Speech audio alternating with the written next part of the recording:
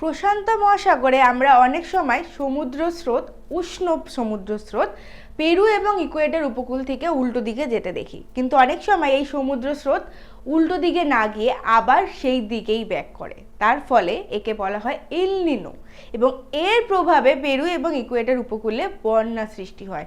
তার পেছনে রিজন হচ্ছে পেরু এবং ইকুয়েডর উপকূল থেকে যখন উষ্ণ সমুদ্র স্রোত যেতে থাকে তখন সেখানে শীতল সমুদ্র স্রোত সৃষ্টি হওয়ার কথা, কিন্তু যখন উষ্ণ সমুদ্র স্রোত আবার ফিরে আসে সেখানে প্রচুর জলীয় বাষ্প একসাথে নিয়ে ফিরে আসে। এর ফলে এখানে প্রচুর পরিমাণে বৃষ্টি হয়, যার ফলে বন্যা সৃষ্টি হয়। কিন্তু 2018-তে মজার বিষয় যে প্রশ্ন এসেছিল যে প্রশান্ত মহাসাগরে সৃষ্ট এল নিনোর প্রভাবে দক্ষিণ আমেরিকার পশ্চিম উপকূলে খরা সৃষ্টি হয়, কিন্তু কথাটা একদমই ভুল। তাহলে একে কি লিখবো?